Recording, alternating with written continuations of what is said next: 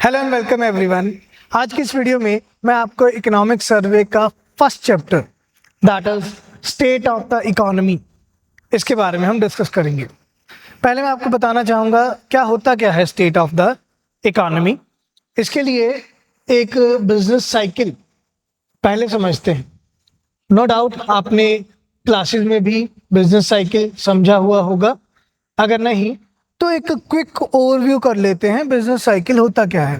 Business cycle या economic cycle ये कुछ इस शेप में रहता है, जहां पे फर्स्ट पोर्शन हम काउंट करते हैं as expansion, then this highest portion is termed as peak और boom, then this downfall portion till this point is called as contraction or recession, then the further fall till the bottom point, this point is called as depression, and the lowest bottom point is called as trough. And again, when the downfall decreases or we start uplifting again, it will be termed as recovery. तो sorry, कुछ इस तरीके से हमारे पास आता है economic cycle, जिसमें हम इकोनॉमिक साइकिल को स्टडी कैसे करते हैं कि कोई भी इकोनॉमी किसी न किसी टाइम पीरियड में किसी न किसी स्टेज से गुजर रही है। ठीक है, ऐसे नहीं कि कोई इकोनॉमी कंटिन्यूटी में एक्सपेंशन में जा रही है या कोई इकोनॉमी कंटिन्यूटी में रिसेशन में जा रही है, डिप्रेशन में जा रही है। Always a economy is at a particular stage और वो कंटिन्यूटी में नहीं रहेगा, वो शिफ्ट होती रहेगी। ठीक है, जैसे एक्सपेंशनरी फेज में हम क्या देखते हैं कि इकोनॉमी को एक्सपैंड करने की जरूरत है या इकोनॉमी एक्सपैंड होना चाहती है, तो हम एक्सपेंशनरी पॉलिसीज अपनाते हैं। Expansionary monetary policy, expansionary fiscal policy, जहाँ पे हम इकोनॉमी को एक्सपैंड करना चाहते हैं, तो उससे क्या होगा, मार्केट में मनी सप्लाई बढ़ेगा, डिमांड बढ़ेगा, अल्टीमेटली जीडीपी बढ़ेगा। ठीक है, देन हम अपनी इकोनॉमी के हाईएस्ट पॉइंट पर पहुंच जाएंगे, बूम या पीक पर। ठीक है, यहाँ पे आके इन्फ्लेशन बहुत ज़्यादा बढ़ जाएगी। देन अगेन आप कंट्रैक्शन या रिसेशन में चले जाते हैं।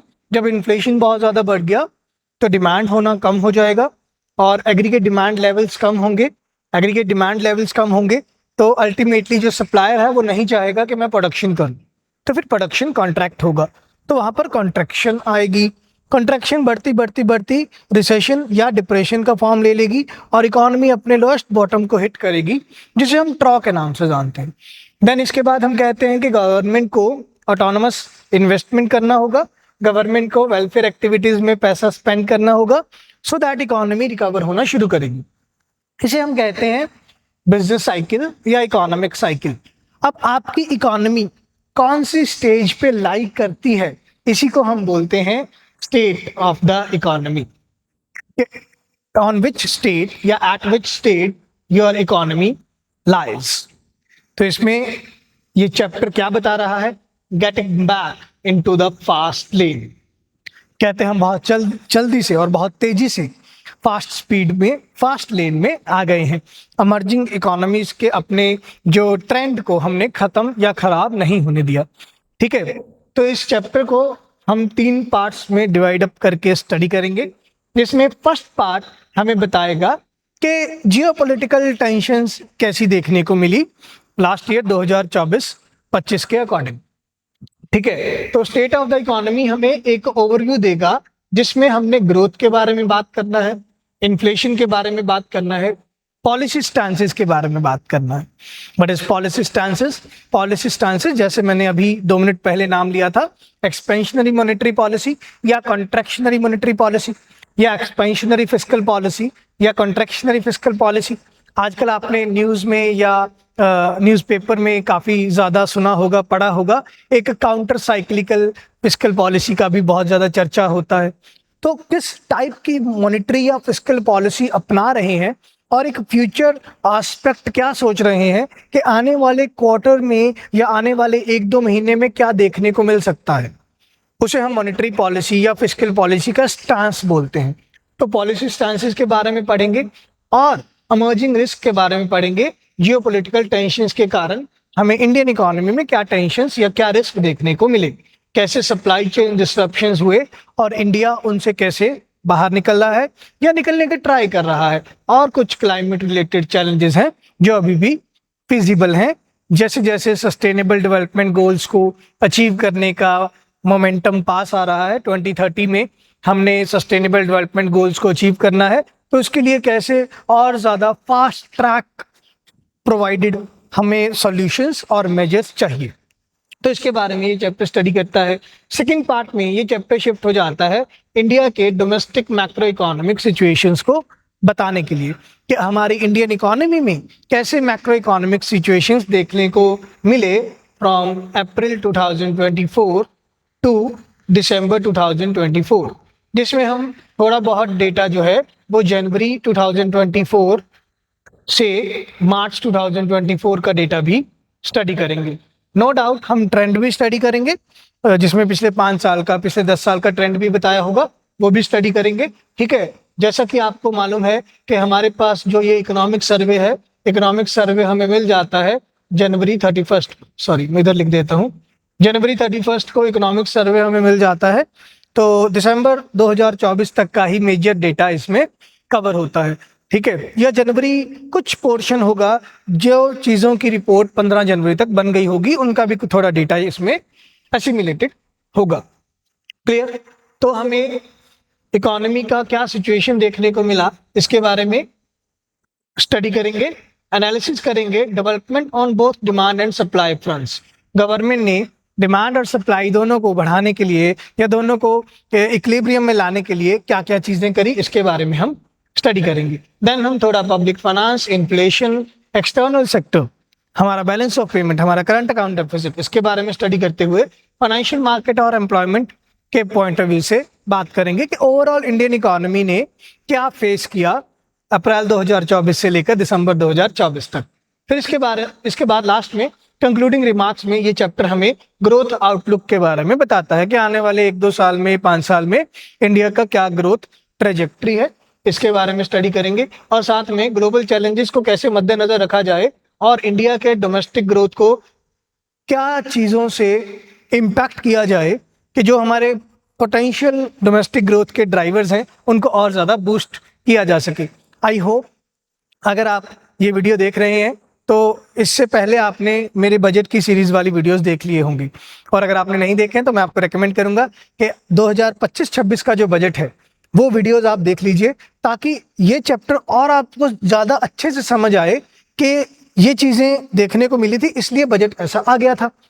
ठीक है, क्योंकि 13 चैप्टर हैं तो थोड़ा ज़्यादा इसमें पॉइंट ऑफ व्यू होगा सिंगल सेक्टोरल स्पेसिफिसिटी को लेकर।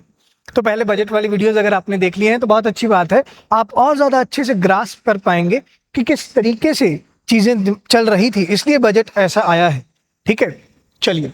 सो to navigate external headwinds and sustain economic progress, हम कैसे इन ग्लोबल हेडविंड से बचें, इन ग्लोबल टेंशन से बचें, इन जियोपॉलिटिकल अनसर्टेनिटीज से बचें और अपने इकोनॉमिक प्रोग्रेस को सस्टेन करें, इसके बारे में थोड़ा आउटलुक प्रोवाइडेड होगा इस चैप्टर में।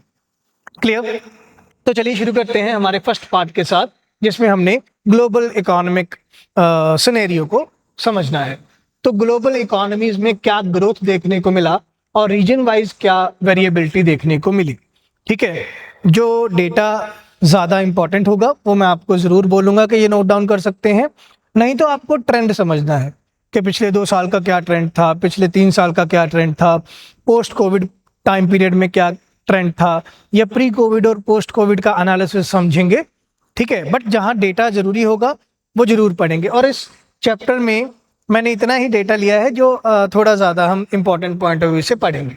तो ग्लोबल ग्रोथ हमें मॉडरेट देखने को मिली, where the projection will be at 3.2% for the next few years. Overall world level पर इकोनॉमीज किस स्पीड से उनका जीडीपी किस लेवल पर बढ़ेगा, कहते हैं जी ऑन एवरेज हर कंट्री का 3.2% से इकोनॉमिक ग्रोथ देखने को मिल सकता है। ठीक है, the US is expected to maintain a stronger growth, USA के लिए ज्यादा स्ट्रॉन्गर ग्रोथ के चांसेस देखने को मिल रहे हैं, while the euro area is expected to see a modest improvement। Euro area में इतना ज्यादा ग्रेटर ग्रोथ नहीं, बट हाँ थोड़ा इंप्रूवमेंट तो होगा। ठीक है, तो ओवरऑल आने वाले अगले 2-3 सालों के लिए ये कहा जा रहा है कि अब जीडीपी बढ़ने के चांस है, वर्ल्ड लेवल पर भी इंडिया लेवल पर भी जीडीपी बढ़ने के चांस है, और वर्ल्ड लेवल पर जीडीपी ऑन एवरेज बढ़ेगा आपका 3.2%। ठीक है, तो ये लाइन आप जरूर याद रखेंगे कि for the few next years the global economic GDP is going to be grew at 3.2%। ये आप जरूर ये डेटा याद रखेंगे। इसके बाद कुछ geopolitical tensions like Russia Ukraine conflict या इजराइल हमास सिचुएशन, इन सारी चीजों को देखते हुए कहते हैं हमें डिसरप्शंस देखने को मिले एनर्जी सेगमेंट में, फूड सिक्योरिटी में, एडिंग टू इन्फ्लेशनरी प्रेशर्स। ठीक है, इन फरवरी 2022 3 साल होने वाले हैं व्हेन रशिया इन्वेडेड यूक्रेन। ठीक है, जिसके कारण हमारा जो यूरोपियन ट्रेड रूट है वो डिसरप्ट हो गया, तो यूरोपियन ट्रेड रूट हमारा सारा डिसरप्ट हो गया। ठीक है, वो जो यूरोपियन ट्रेड रूट डिसरप्ट हो गया उसके चलते दिक्कत कहाँ आई कि शिपिंग प्राइसेस, शिपिंग कॉस्ट बहुत ज़्यादा इंक्रीज करने लगे। जब शिपिंग प्राइसेस, शिपिंग कॉस्ट बहुत ज़्यादा बढ़ने लगे, एक दिक्कत आई। देन डिसरप्शंस आए एनर्जी के पॉइंट ऑफ व्यू से। एनर्जी के पॉइंट ऑफ व्यू से डिसरप्शन कैसे देखने को मिले? कहते हैं जी हम कुछ non renewable sources related to electricity production, related to fertilisers, ठीक है, वो हम इंपोर्ट करते हैं। तो वो जो कंट्रीज इधर उधर इंपोर्ट कर रहे हैं, एक्सपोर्ट कर रहे हैं, वहाँ डिसरप्शंस देखने को मिले। एनर्जी सेगमेंट में फूड सिक्योरिटी को, इंडिया वीट या राइस बेचता है, चाइना वीट या राइस बेचता है दूसरे कंट्रीज में, तो वहाँ फूड सिक्योरिटी के इश्यूज देखने को मिले। अल्टीमेटली क्या हुआ? डिमांड एंड सप्लाई का मिसमैच हुआ, जिसके चलते इन्फ्लेशनरी प्रेशर देखने को मिले।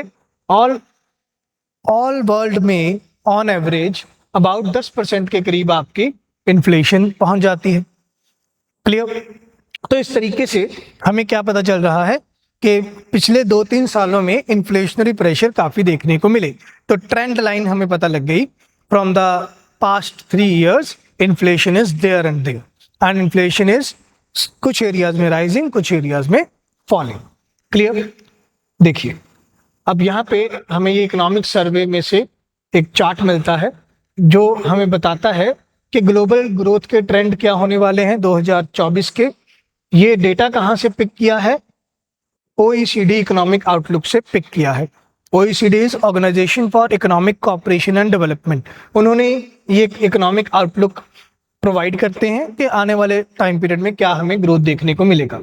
तो मार्च 2022 में वो कहते वर्ल्ड जीडीपी ग्रोथ किया अबाउट 4.5% के करीब।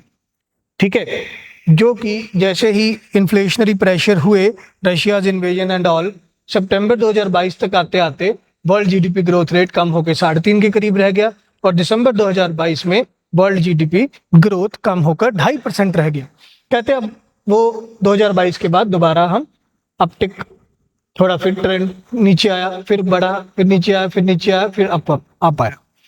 तब यहाँ पे हमें ट्रेंड पता लगा। तो अगर हम कहें कि पिछले 3 सालों में वर्ल्ड जीडीपी कंटिन्यूअसली बढ़ रही है, तो ये स्टेटमेंट गलत हो जाएगा। पिछले 3 सालों में वर्ल्ड जीडीपी बढ़ रही है, कम भी हो रही है, बढ़ रही है, कम भी हो रही है, बढ़ रही है। तो अनसर्टन से ट्रेंड है, एक सिमिलर ट्रेंड नहीं है पिछले 3 सालों की।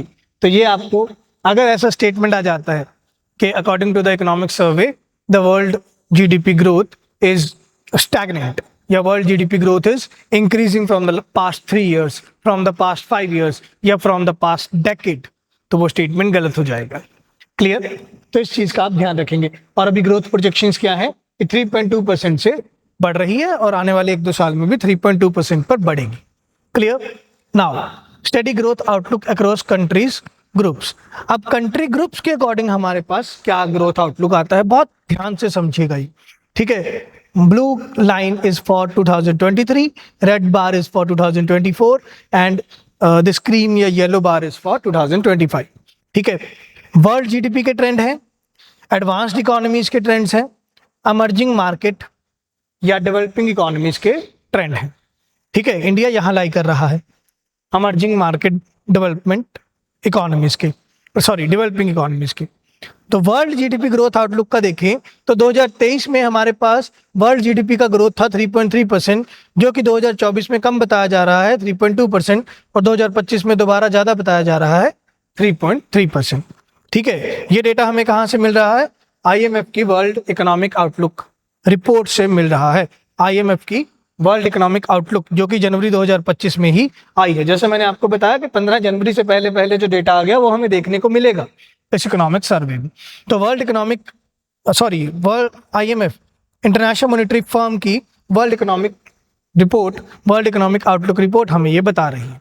ठीक है, एडवांस्ड इकोनॉमीज में ग्रोथ 1.7% था 2023 में, 1.7% अगेन 2024 में, और 1.9% एडवांस्ड इकोनॉमीज में भी अब ज़्यादा ग्रोथ देखने को बताई जा रही है।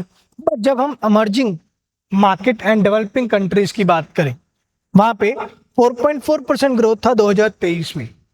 ज़्यादा इंक्रीज आया था एकदम से पोस्ट कोविड टाइम पीरियड में। सारी emerging market and developing economies ने बढ़िया काम किया था। अब कहते जी 2024 में ये कम हो गया 4.2, और 2025 के लिए भी सेम बताया जा रहा है 4.2%। ठीक है, तो ओवरऑल सारे वर्ल्ड लेवल पर जो इकोनॉमी है वो बढ़ेगी। 3.2 है 2024 में, 3.3 होगी 2025 में। एक मार्जिनल सा चेंज आएगा, बट ज़्यादा चेंज कहते हैं इमर्जिंग इकोनॉमीज में देखने को मिलेगा, एडवांस्ड इकोनॉमीज में देखने को मिलेगा। Emerging market and developing countries में सेम ग्रोथ रेट चलेगा, कोई ग्रोथ रेट में चेंज एक्सपेक्ट नहीं किया जा रहा। रियलिटी में क्या होगा वो बाद में देखेंगे, बट ये एक्सपेक्टेशंस की बात है। तो आई गेस आपको ये बार ग्राफ अच्छे से समझ आया होगा। आगे बढ़ते हैं, geopolitical and supply chain disruptions. अब जियोपॉलिटिकल टेंशंस के कारण सप्लाई चेन्स में कैसे डिसरप्शंस हुए इसके बारे में पढ़ेंगे। ठीक है, okay. So the rise in cyber attacks and the shifting dynamics in global trade due to geopolitical risk have contributed to increased uncertainty in the financial markets। आप ऐसा ही कोट करके आएंगे अगर आपको कुछ इंट्रोडक्शन में लिखना होगा फाइनेंशियल मार्केट के लिए। बहुत सारे बच्चे बोलते हैं कि सर हमें इंट्रोडक्शन लिखने के लिए कंटेंट नहीं मिलता, कंक्लूजन लिखने के लिए कंटेंट नहीं मिलता। ठीक है, तो हमारे पास गवर्नमेंट का एक ऑफिशियल डॉक्यूमेंट है इकोनॉमिक सर्वे जो आपको इंट्रोडक्शन लिखने में हेल्प करेगा। तो ऐसे कुछ मैं इंपॉर्टेंट लाइंस निकाल के लाया हूँ इकोनॉमिक सर्वे में से आपके लिए, जो आप एज इट इज याद करेंगे। थोड़ा इधर उधर हो सकता है वर्डिंग में, कोई बात नहीं, बट आपको अच्छा कंटेंट मिल जाता है इंट्रोडक्शन में लिखने के लिए। कहते हैं जैसे साइबर अटैक्स में राइज हुए, जैसे हमने देखा कि जी वॉकी टॉकी अटैक हुआ, याद है आपको? तो वॉकी टॉकी अटैक हुआ। And the shifting dynamics in global trade, global trade की डायनामिक्स चेंज हो रही है। कैसे? यूएसए और चाइना ट्रेड वॉर में आ रहे हैं, यूएसए और चाइना ट्रेड वॉर में आ रहे हैं, तो ये ग्लोबल ट्रेड के डायनामिक्स चेंज हो रहे हैं। उसके चलते जियोपॉलिटिकल रिस्क देखने को मिल रहे हैं, जिसका असर फाइनेंशियल मार्केट पे बहुत ज़्यादा देखने को मिला। ठीक है, अगर आप थोड़ा ज़्यादा अच्छे से करंट अफेयर्स या न्यूज़पेपर देखते हैं और इकोनॉमी के न्यूज़पेपर को ढंग से देखते हैं, तो वहाँ पे आपने देखा होगा पिछले एक हफ्ते में लगभग हमारा जो ओवरऑल सेंसेक्स है वो 1000 पॉइंट गिरा है। अगर पिछले एक महीने की बात करें तो 3 से 4 हज़ार पॉइंट्स सेंसेक्स में गिरावट आई है। तो फाइनेंशियल मार्केट पर बहुत नेगेटिव इम्पैक्ट पड़ता है जब भी जियोपॉलिटिकल रिस्क बढ़ते हैं। और जियोपॉलिटिकल रिस्क हमें क्या दिया गया यूएसए की तरफ से कि भाई मैं टैरिफ लगा दूंगा, टैरिफ लगा दूंगा। तो इस तरीके से आप कोरिलेट कर सकते हैं, इस तरीके से ग्लोबल पॉलिटिकल सिनेरियो में चेंजेस आने के कारण फाइनेंशियल मार्केट भी इम्पैक्ट हो रही है।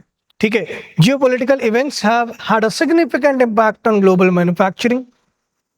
अब ये जियोपॉलिटिकल इवेंट्स अगर यूएसए और चाइना ट्रेड वॉर में जाएंगे, ठीक है, तो उसका ओवरऑल ग्लोबल मैन्युफैक्चरिंग पर भी इम्पैक्ट होगा। चाइना में मैन्युफैक्चरिंग कम होगी, यूएसए में कंजम्पशन कम होगी, यूएसए ज़्यादा टैरिफ्स लगाएगा तो इंडिया के लिए एक मोटिवेशनल पुल मिल जाता है कि भाई ठीक है मेरी डिमांड आ सकती है, लोग मुझे अप्रोच कर सकते हैं कि चाइना में प्रोडक्शन करनी नहीं है, यूएसए बेकार है, कि चलो अब इमर्जिंग इकोनॉमीज में जाते हैं, वहाँ उनसे हम मदद लेंगे कि भाई तुम हमें प्रोडक्शन करके दो। और इंडिया अपने आत्मनिर्भरता को बढ़ाते हुए ये चाहता भी है कि ज़्यादा एफडीआई आए और हम इंडिया में ही बनाएं।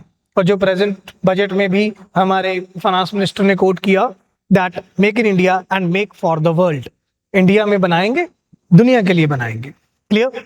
विच despite some stabilising factors has faced challenges in many regions. कुछ एक रीजन्स में मैन्युफैक्चरिंग ठीक ठाक हुआ, बट बहुत सारे रीजन्स में जो डिसरप्शंस हमें देखने को मिले। किन एरियाज में मैन्युफैक्चरिंग कम हुआ वो ग्लोबल लेवल पर इतना हमें जानना जरूरी नहीं है, बट हाँ दिमाग में ये पॉइंट जरूर रखेंगे कि ग्लोबल मैन्युफैक्चरिंग भी हैम्पर हुआ है 2024 में। क्लियर? आगे बढ़ते हैं। नाउ इन्फ्लेशन के क्या ट्रेंड्स देखने को मिले और मॉनेटरी पॉलिसी में क्या चेंजेस देखने को मिले। Inflation has moderated globally, inflation has moderated globally due to tighter monetary policies. ठीक है, sorry, yes, inflation has moderated globally due to tighter monetary policies. Inflation में थोड़ा कमी देखने को मिली और इन्फ्लेशन ठीक ठाक स्पीड पे बढ़ी, जिसे हम हेल्दी रेंज ऑफ इन्फ्लेशन बोलते हैं। तो इन्फ्लेशन अपनी हेल्दी रेंज में ही बढ़ी है। क्यों? क्योंकि मोस्ट ऑफ द इकोनॉमीज ने टाइटर मॉनेटरी पॉलिसी अपनाया। जैसे मैंने आपको बताया था अभी कि हम पॉलिसी स्टैंसेस के बारे में भी चर्चा करेंगे। तो ये मॉनेटरी पॉलिसी का कौन सा स्टैंस है? टाइटर मॉनेटरी स्टैंस है, मतलब हॉकिश स्टैंस की बात होती है, कॉन्ट्रैक्शनरी स्टैंस की बात होती है। हॉकिश स्टैंस या कॉन्ट्रैक्शनरी स्टैंस क्या कहता है कि इकोनॉमीज के जो सेंट्रल बैंक हैं वो क्या करेंगे, वो बढ़ा देंगे रेपो रेट या ब्याज रेट मार्केट में, ताकि मार्केट में मनी सप्लाई को थोड़ा कम किया जा सके। लोन महंगे हो जाएंगे जब ब्याज रेट बढ़ेंगे, तो लोग लोन लेंगे नहीं और मार्केट में मनी सप्लाई कम हो जाएगा। तो मार्केट में मनी सप्लाई को कॉन्ट्रैक्ट करने के लिए टाइटर मॉनेटरी पॉलिसीज अपनाए गए। लोग लोन लेंगे नहीं, लोग के पास कैश नहीं आएगा, कैश नहीं आएगा तो डिमांड नहीं करेंगे, डिमांड नहीं होगी तो इन्फ्लेशन कम हो जाएगी। तो इन्फ्लेशन मॉडरेट हुई टाइटर मॉनेटरी पॉलिसी अपनाने के साथ साथ में। ठीक है, service inflation has remained persistent, but service sector में इन्फ्लेशन देखने को मिली। ग्लोबल एरिया की बात हो रही है, ये इंडिया की बात नहीं हो रही। इंडिया का जब हम सिनेरियो पढ़ेंगे तो वहां हम देखेंगे फूड इन्फ्लेशन परसिस्टेंट थी, तो ग्लोबल एरियाज में सर्विस इन्फ्लेशन परसिस्टेंट थी, मतलब सर्विस सेक्टर में प्राइसेस ज्यादा बढ़ते हुए देखने को मिले ग्लोबल लेवल पर। तो सेंट्रल बैंक्स जो कि एडवांस्ड इकोनॉमीज में थे, उन्होंने मॉनेटरी पॉलिसी को ईज करना शुरू कर दिया, बिकॉज वहां पे इन्फ्लेशन में डिक्लाइन आ रहा था। यूएसए में, यूके में, जर्मनी में, फ्रांस में, यूरोप में हमें मॉनेटरी पॉलिसी ईज देखने को मिला। तो उन्होंने थोड़ा एक्सपेंशनरी मॉनेटरी पॉलिसी अपना लिया या थोड़ा इजी मॉनेटरी पॉलिसी अपना लिया, जिसमें उन्होंने क्या किया, मॉनेटरी पॉलिसी में ईजिंग करते हुए ब्याज रेट थोड़े कम किए, मार्केट में थोड़ा मनी सप्लाई के लिए अकोमोडेशन क्रिएट किया, जिसे हम अकोमोडेटिव स्टांस भी बोलते हैं। तो इस बात का ध्यान रखेंगे किस तरीके से मॉनेटरी पॉलिसी में चेंजेस आ रहे थे ग्लोबल लेवल पर, एडवांस्ड इकोनॉमीज में या इमर्जिंग इकोनॉमीज में। ठीक है, अब इन्फ्लेशन के ट्रेंड्स को हम स्टडी करें तो हमारे पास एडवांस्ड इकोनॉमीज हैं, यूएस, यूके, यूरोप, जापान। ठीक है, मार्च 2022 में जैसे ही रशिया ने इन्वेजन किया यूक्रेन का, ठीक है, तब तक ठीक थी हमारी इन्फ्लेशन। जून 2022 में जब ओवरऑल सप्लाई चेन डिस्ट्रप्शंस बढ़ गए, अब ऐसे थोड़ी ना होगा कि आज रशिया ने यूक्रेन पर आक्रमण कर दिया तो इन्फ्लेशन साथ के साथ बढ़ गई, उसका इम्पैक्ट धीरे धीरे थोड़े टाइम पीरियड में फैलेगा। तो जून 2022 तक आते आते इसका इम्पैक्ट बढ़ा और इन्फ्लेशन जो है वो लगभग ऑन एवरेज 10 से 12% में चला जाता है। ठीक है, बट कौन सी इकोनॉमीज में? यूएसए में ये जाता है लगभग 8 साढ़े 8%। ठीक है, यूके में या जापान में इन्फ्लेशन ज्यादा बढ़ जाती है। ठीक है, और सॉरी यूके में और यूरोप में इन्फ्लेशन बहुत ज्यादा बढ़ जाती है। We have yellow line for Japan. Japan में इन्फ्लेशन का इम्पैक्ट इतना देखने को नहीं मिलता है। ठीक है, जापान थोड़ा सा ज़्यादा सेल्फ डिपेंडेंट इकोनॉमी है, इसके जो इंपोर्ट्स कम है, एक्सपोर्ट्स ज़्यादा है, तो वहाँ जापान जो है वो बचा रह गया। बट कहते अब अगर हम बात करें पिछले साल की, मार्च 2024 से लेकर दिसंबर 2024 तक की बात करें, तो ओवरऑल सारी इकोनॉमीज में इन्फ्लेशन जो है वो मॉडरेट चल रही है। ठीक है, 2 से 4% के इन बिटवीन, तो ये अच्छी बात है। बट एक बात जो हमें ध्यान में रखनी है वो यूके के लिए, यूके में इन्फ्लेशन इतनी ज्यादा कम हो गई और वो 2% से भी कम हुई। ये देखिए इस टाइम पीरियड में, मैं रब कर देता हूं इसको, ये हमारे पास orange line for UK, and brown line for Europe. तो इन दोनों कंट्रीज में ये जा रही है आपका ऑरेंज सा लाइन यूके वाला, और ये जा रहा है आपका ब्राउन सा लाइन यूरोप वाला। तो इन दोनों में यहाँ पर आ गई, मतलब लगभग 2% से भी कम। ठीक है, जिसको अब हम क्या कहेंगे, डिफ्लेशन आने वाली है। डिफ्लेशन आने वाली है तो इस शायद आपने सुना भी होगा कि पिछले साल यूके के कुछ कंट्रीज, कुछ म्यूनिसिपैलिटीज, यूके के कुछ सिटीज, कुछ म्यूनिसिपैलिटीज डिफ्लेशन में आ गए थे, रिसेशन में आ गए थे, क्योंकि वो अपने म्यूनिसिपल फाइनेंसिस को अलग अलग रखते हैं। तो हम वहाँ सिटी वाइज या म्यूनिसिपैलिटी वाइज ये चेक करते हैं कि वो रिसेशन में जा रहे हैं। ठीक है, इंडिया में ऐसा कोई पॉइंट नहीं है, फेडरल स्ट्रक्चर नहीं है, तो वो हम देखते नहीं है, हम ओवरऑल सारी कंट्री को इकट्ठा देखते हैं। बट यूके में, यूरोप में म्यूनिसिपैलिटी वाइज भी फाइनेंसिस को चेक किया जाता है। तो सिटी वाइज डिफ्लेशन शुरू हो गई थी, सिटी वाइज रिसेशन शुरू हो गए थे। ठीक है, तो आपने डिफ्लेशन में भी नहीं जाना, क्योंकि वो आपकी इकोनॉमी को फिर खराब करेगा। एक हेल्दी रेंज ऑफ इन्फ्लेशन होनी चाहिए। ठीक है, फिर अगर हम एमर्जिंग मार्केट इकोनॉमीज को स्टडी करें, we have India, China, Indonesia and Mexico. ठीक है, तो इंडिया को स्टडी करेंगे चाइना के साथ कंपेयर करके, और इंडोनेशिया और मैक्सिको के साथ कंपेयर करके। इंडिया के लिए वी हैव ग्रीन लाइन। तो इंडिया का इन्फ्लेशन लगभग 8% पहुंचा रशिया यूक्रेन इन्वेजन के बाद। अगेन देन जून 2023 या सितंबर 2023 में अगेन ये 8 के आसपास पहुंचा, फूड इन्फ्लेशन के कारण। 2023 में आपको याद होगा तो फ्लड लाइक सिचुएशन बन गए थे, मानसून खराब हो गया था, तो इन्फ्लेशन दोबारा पीक पर आया। ठीक है, फिर जनवरी 2024 में ठीक ठाक मौसम रहा, मानसून आया। ठीक है, और बारिश हुई, इरिगेशन से हमें अच्छा प्रोडक्शन मिला, फूड इन्फ्लेशन थोड़ी कम हुई, तो अगेन हमने 4% से नीचे इन्फ्लेशन देखी। पर सितंबर या दिसंबर 2024 में इन्वेस्टमेंट इतना नहीं हो पाया और फूड इन्फ्लेशन दोबारा बढ़ती रही, तो अगेन इन्फ्लेशन जो है वो 4% से ऊपर देखने को मिली, अगर हम इंडिया को स्टडी कर रहे हैं। बट दूसरी इकोनॉमीज को स्टडी करें तो हमारे पास से let's have China with this brown line. तो चाइना में इन्फ्लेशन इतनी नहीं बढ़ी, अगेन उनका सेम वही केस, ये एक्सपोर्ट ज़्यादा करते हैं, इंपोर्ट कम करते हैं, तो इनको इन्फ्लेशन ने तंग नहीं किया। तो 2 से 4% के इन बिटवीन रही रशिया इन्वेजन के बाद। ठीक है, अब इनकी इन्फ्लेशन डिफ्लेशन में कन्वर्ट हो गई, 0 से भी कम हो गई, 0 से भी कम हो गई, ये डिफ्लेशन में कन्वर्ट हो गई। ठीक है, तो चाइना जो है वो डिफ्लेशन में रहा कुछ टाइम तक। अब ठीक है, दोबारा ठीक करने की कोशिश कर रहे हैं, बट इन्फ्लेशन लेवल वहाँ पे कम है, डिफ्लेशन है। डिफ्लेशन क्या होता है? Decrease in the general price level. आप अपने जनरल प्राइजेस से इतना ज़्यादा कम हो गए हैं, डिक्रीज हो गए हैं कि इकोनॉमी में, इसका मतलब डिमांड बहुत ज़्यादा कम है। डिमांड नहीं होगी तो प्रोडक्शन करने का क्या फ़ायदा होगा? प्रोडक्शन नहीं होगी, जीडीपी भी कम होगी। ठीक है, तो डिफ्लेशनरी प्रेशर्स या डिफ्लेशनरी पुल क्रिएट हो रहे हैं चाइना में। ठीक है, तो ये भी एक कंसर्न है। देन बाकी इकोनॉमीज में एक हेल्दी रेंज में इन्फ्लेशन चलती रही, 2 से 4% के इन बिटवीन इन्फ्लेशन चल रही है, तो अच्छी बात है। मतलब इंडिया, इंडोनेशिया, मैक्सिको में हेल्दी रेंज में है इन्फ्लेशन, डिमांड हो रही है, सप्लाई हो रही है, काम चल रहा है। तो इस तरीके से हम डिपिक्ट करते हैं इंफॉर्मेशन को। तो आपको ये ट्रेंड लाइन याद रखनी है, ट्रेंड कैसा रहा। इंडिया के लिए क्या कहेंगे? मॉडरेट रही इन्फ्लेशन, बढ़ी, थोड़ी कम हुई, ठीक है, फिर और कम हुई, फिर बढ़ी, फिर कम होती होते और सही कम हुई, फिर दोबारा बढ़ रही है। तो एक कंसिस्टेंट स्ट्रेट लाइन नहीं है, इसमें अपटिक है, डाउनटिक है, अपटिक है, डाउनटिक। Clear? So despite this all, there remains risk of synchronized price increase. अब एक रिस्क है आने वाले साल में 2025 में कि सिंक्रोनाइज्ड प्राइस इंक्रीज देखने को मिल सकते हैं। अब दोबारा सारी इकोनॉमीज में प्राइस बढ़ते हुए दिख सकते हैं, ग्लोबल टेंशंस को मद्देनजर रखते हुए। तो इस बात के हमें ध्यान देना होगा। एक्सट्रीम वेदर इवेंट्स, ठीक है, आपने भी इस साल फील किया कि भाई सर्दी पड़ी ही नहीं या 15-10 दिन के लिए सर्दी पड़ी तो राबी क्रॉप्स को नुकसान होगा।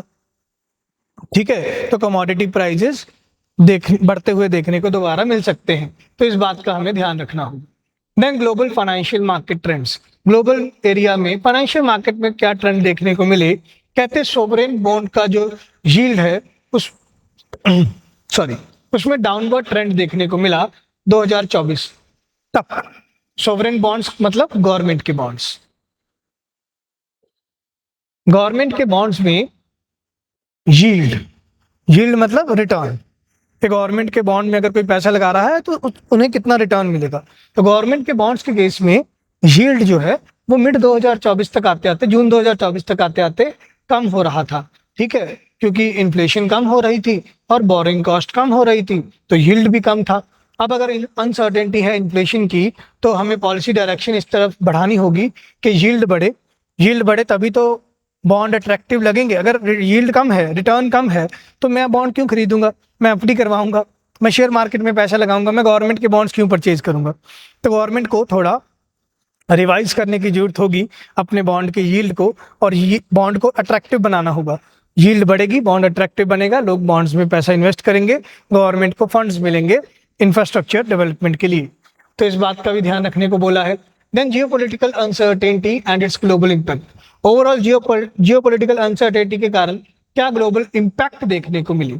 कहते जी ऑनगोइंग कॉन्फ्लिक्ट चल रहे हैं, Russia Ukraine war, middle east में टेंशंस, इन सब चीज़ों के चलते ग्लोबल इकोनॉमिक आउटलुक में शिफ्ट देखने को मिलेगा, ग्रोथ लेवल पर, इन्फ्लेशन लेवल पर और फाइनेंशियल मार्केट के लेवल पर। वही अभी हम स्टडी कर रहे हैं। एनर्जी मार्केट में किस तरीके से हमें डिसरप्शन देखने को मिलेंगे। अभी तक तो कहते जी एनर्जी मार्केट में सप्लाई ठीक ठाक है, बट डिसरप्शन आ जाएंगे एनर्जी इंफ्रास्ट्रक्चर में अगर आपने सप्लाई को थोड़ा सा भी इफेक्ट होने दिया ग्लोबल टेंशंस के कारण, ठीक है। इलेक्ट्रिसिटी प्रोडक्शन या इलेक्ट्रिसिटी सप्लाई दोनों अलग अलग चीजें हैं। इलेक्ट्रिसिटी प्रोडक्शन के लिए इंफ्रास्ट्रक्चर अलग चाहिए, इलेक्ट्रिसिटी सप्लाई के लिए इंफ्रास्ट्रक्चर अलग चाहिए। तो इलेक्ट्रिसिटी प्रोडक्शन के लिए जो इंफ्रास्ट्रक्चर चाहिए वहां कमी देखने को मिल सकती है। इलेक्ट्रिसिटी सप्लाई तो कहते जी ठीक ठाक हो रही है, वेल सप्लाइड है, ठीक है, बट अगर प्रोडक्शन ही होगा तो सप्लाई कैसे करेंगे, तो इस बात का ध्यान देना होगा। ट्रेड डिसरप्शंस की बात करें तो tensions in the middle east have caused disruptions. Middle east की टेंशन ने भी डिसरप्शंस क्रिएट किए हैं। क्रिटिकल ट्रेड रूट जो हमारे ज़्यादा इंपॉर्टेंट ट्रेड रूट हैं, जैसे सुएज कनाल ट्रेड रूट है, जहाँ पे ओवरऑल ग्लोबल मैरीटाइम ट्रेड का 15% उसी ट्रेड रूट से होकर गुजरता है। तो अगर वहाँ पे मिडिल ईस्ट में टेंशन होंगे तो ये सारा ट्रेड डिस्टर्ब होगा। नए नए लोकेशन फाइंड आउट करने होंगे शिपिंग के लिए, जिससे शिपिंग कॉस्ट इंक्रीज होगा, अगेन इन्फ्लेशन बढ़ेगी। उससे क्या होगा, ज़्यादा शिपिंग टाइम्स बढ़ेंगे, फ्रेट चार्जेस बढ़ेंगे, तो ओवरऑल ग्लोबल ट्रेड भी हैम्पर होगा। तो ये हो रहा है, हमने ट्रेंड को स्टडी भी किया। ट्रेड पॉलिसी में अनसर्टेनिटी देखने को मिलेगी। A sharp rise in trade policy uncertainty, global risk, global tensions, trade Wars के चलते ट्रेड पॉलिसीज में चेंजेस देखने को मिल रहे हैं। एक कंट्री कहता है मैं तुम पे टैरिफ लगाऊंगा, दूसरा कंट्री कहता है मैं तुम पे टैरिफ लगाऊंगा वापस। एक कंट्री कह रहा है मैं तुम्हें सामान नहीं बेचूंगा, दूसरा कंट्री कहता है मैं तुम्हारा सामान रोक लूंगा।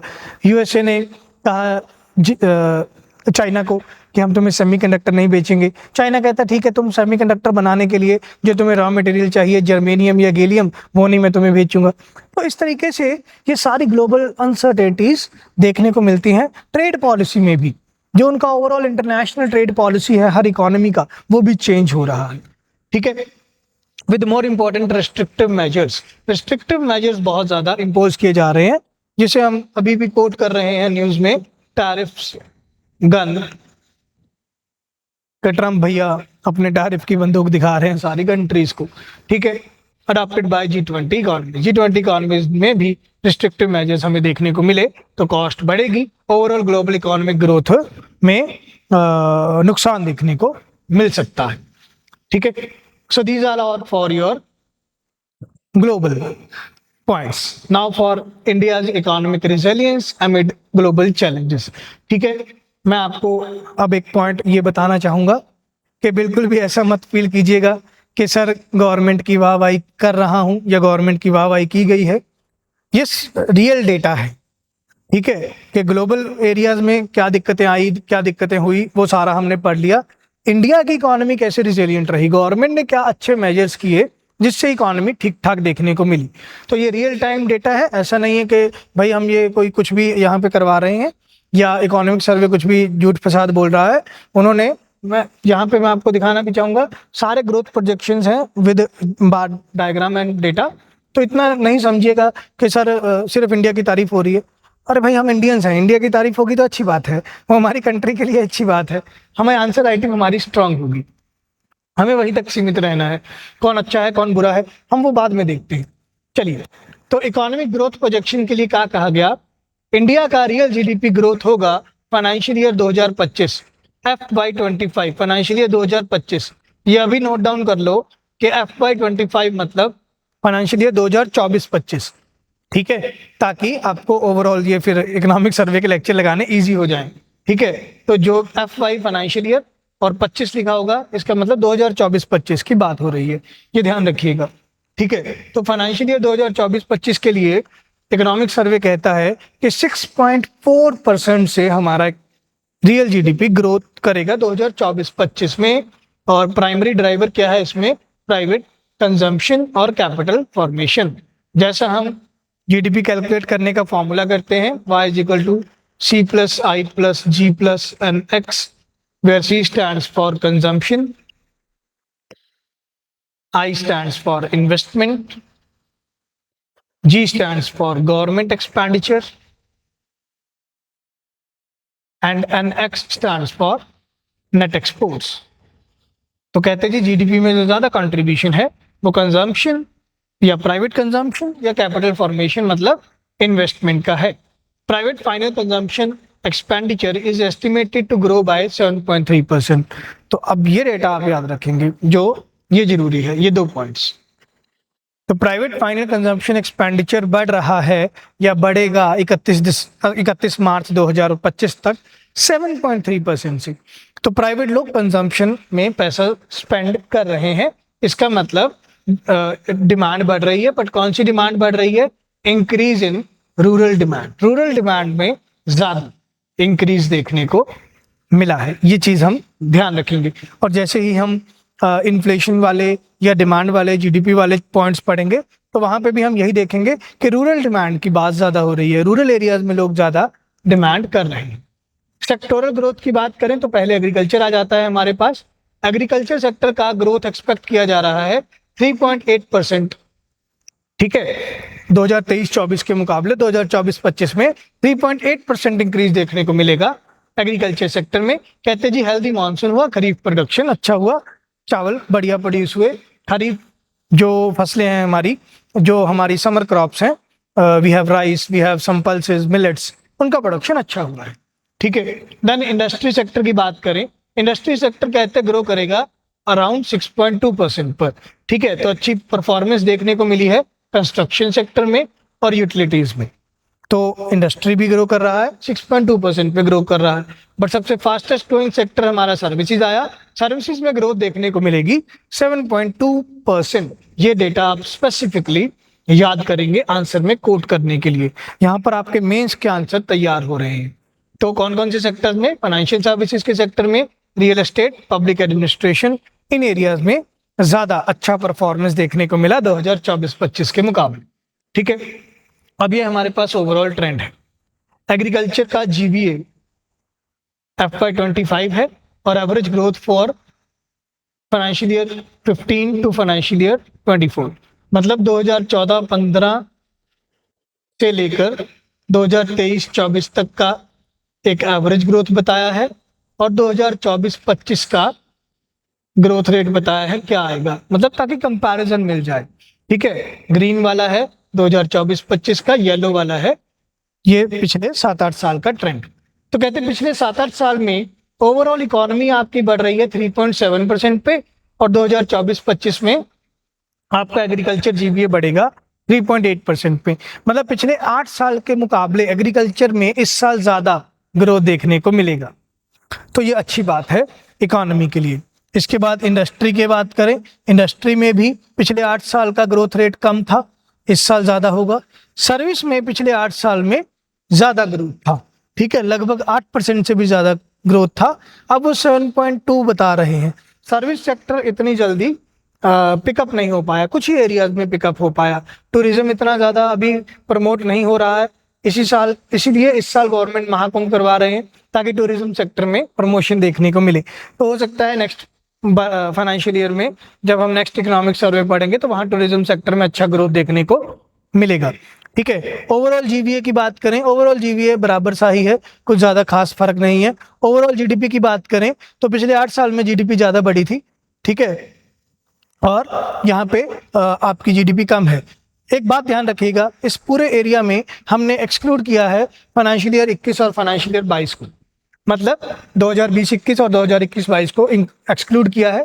पैंडेमिक ईयर्स थे, कोविड ईयर्स थे, तो उसका इम्पैक्ट नहीं लिया। ठीक है, अगर उसका इम्पैक्ट लेते तो ये सारे येलो बार्स बहुत नीचे जाते।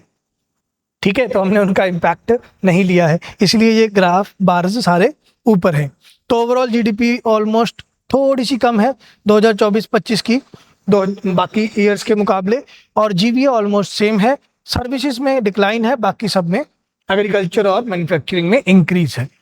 ठीक है, मेक इन इंडिया अच्छे से वर्क कर रहा है, प्रोडक्शन लिंक्ड इंसेंटिव्स अच्छे से वर्क कर रहे हैं, गवर्नमेंट का एग्रीकल्चर सपोर्ट अच्छे से वर्क कर रहा है। ठीक है, interest free loans, market subvention schemes या लोन वेवर्स, प्रधानमंत्री किसान सम्मान निधि, प्रधानमंत्री फसल बीमा योजना, ये सारा कुछ इम्पैक्ट कर रहा है इन दोनों एरियाज के बढ़िया ग्रोथ के लिए।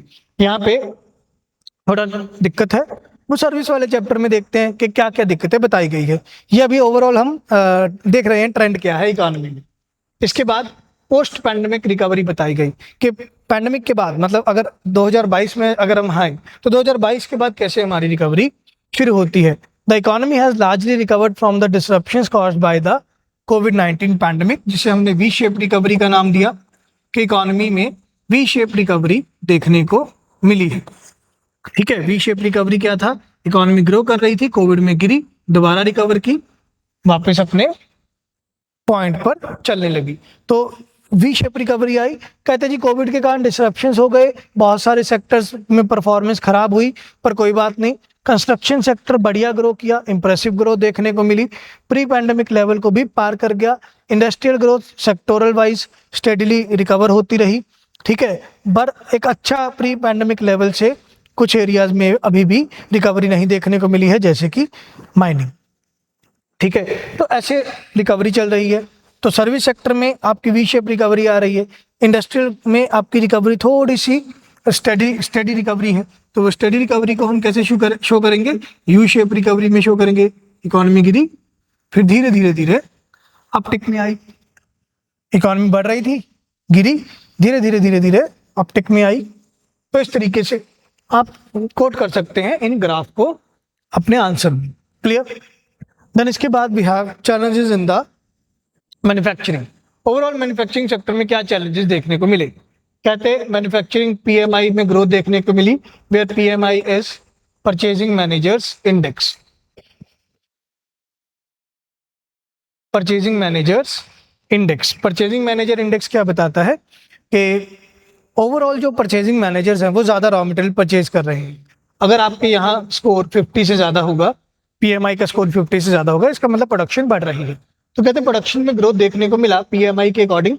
द सेक्टर फेसेस चैलेंजेस, अब सेक्टर स्पेसिफिक चैलेंजेस देखने को मिले। कहते हैं ग्लोबल डिमांड जो है वो कम हुई, मॉनसून डिसरप्शन हुई। तो कोविड के बाद का ये टाइम पीरियड बताया जा रहा है, 2022, 23, 24 ऐसे बताया जा रहा है, तो इसलिए हम टोटल पढ़ रहे हैं। मैन्युफैक्चरिंग एक्सपोर्ट्स की बात करें, जो इंडिया में चीज़ें हमने प्रोड्यूस की, मैन्युफैक्चर की और उनको एक्सपोर्ट्स करते हैं, तो एक्सपोर्ट स्लो डाउन हुए क्योंकि ओवरऑल ग्लोबल डिमांड जो है वो कम है। अग्रेसिव ट्रेड पॉलिसीज अपनाई जा रही हैं ट्रेडिंग पार्टनर्स की तरफ से, यूएस से, चाइना की तरफ से। तो कुछ सेक्टर्स में डिसरप्शन देखने को मिले, माइनिंग और मैन्युफैक्चरिंग में मानसून ने भी जो डिसरप्शंस क्रिएट किए। जैसे मैंने आपको बताया 2023 में बाढ़ आ गई, 2024 में भी कुछ एक एरियाज में मानसून अच्छा परफॉर्म किया, बट कुछ एरिया में सूखा भी पड़ा। तो ओवरऑल जो आपका मानसून है वो अच्छा परफॉर्म नहीं कर पाया, तो मैन्युफैक्चरिंग और माइनिंग भी आपके इफेक्ट हुए, एग्रीकल्चर तो इफेक्ट हुआ ही हो। ठीक है, then we have sector specific challenges. Sector specific challenges like cement, steel, oil have been facing difficulties such as weak demand. Demand ही नहीं है।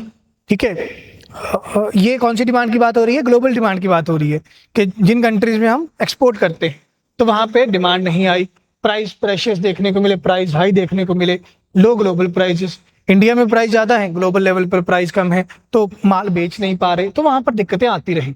रिकवरी एक्सपेक्ट की जा रही है कुछ आने वाले मंथ्स में, particularly with N expected pickup in government capital expenditure. तो कहते हैं अगर गवर्नमेंट एक्सपेंडिचर बढ़ाएंगे, सर्वे क्या बोल रहा है कि अगर सरकार ज़्यादा इन्वेस्टमेंट करेंगे तो फिर इन सेक्टर्स में अपटिक देखने को मिल सकता है। क्लियर? देन पॉजिटिव आउटलुक क्या बताया जा रहा है इंडियन इकोनॉमी के लिए, despite these challenges the domestic economy is expected to maintain a positive growth trajectory. और कितना प्रोजेक्शन किया जा रहा है 2025-26 के लिए, कहते हैं 2025-26 में इकोनॉमी 6.3 से 6.8% तक रिकवर करेगी, ग्रो करेगी। 2024-25 के लिए बताया जा रहा है 6.4% और 2025-26 के लिए 6.3 से 6.8% पर ग्रो करेगी। ओवरऑल कहते हैं जब 2026 में पहुंचेंगे 31 मार्च 2026 तक, नेक्स्ट फाइनेंशियल ईयर में 6.5% के आसपास ग्रोथ देखने को मिलेगी। ओवरऑल पूरे ईयर में इतना ग्रोथ देखने को मिलेगा। तो धीरे धीरे एग्रीकल्चर सेक्टर का परफॉर्मेंस बढ़ेगा, ग्रोथ आएगी सर्विसेज सेक्टर में भी, तो आपका ओवरऑल इकोनॉमी जो है वो बढ़ेगा। आने वाले जनवरी, फरवरी, मार्च में इकोनॉमी में इंक्रीज देखने को मिलेगा। क्लियर? तो इतने पार्ट में अभी तक हमने इंडिया के लिए पॉइंट आउट किया, ग्लोबल टेंशंस देखे, ग्लोबल टेंशंस क्या देखने को मिले, इन ग्लोबल टेंशंस के कारण क्या चीज़ें हुई फाइनेंशियल ईयर 2024-25 में, और इंडिया में कुछ कुछ चीज़ें हमने sector specific point of view से जीडीपी जीवीए को स्टडी किया। ठीक है, तो ये स्टेट ऑफ द इकोनॉमी में इंडिया का कुछ परफॉर्मेंस डिस्कस कर लिया है। इसके बाद हम डिस्कस करेंगे कि ओवरऑल इकोनॉमी में कैसे चेंजेस आए, सर्विस सेक्टर में क्या चेंजेस देखने को मिले, इसके बाद डिमांड में क्या चेंजेस देखने को मिले, और इन्वेस्टमेंट में क्या ट्रेंड्स देखने को मिले। ये मैं आपको नेक्स्ट वीडियो में करवाऊंगा। 2 पार्ट्स में हम ये वीडियो कवर करेंगे। तो मिलते हैं नेक्स्ट वीडियो में। Thank you, take care, bye bye.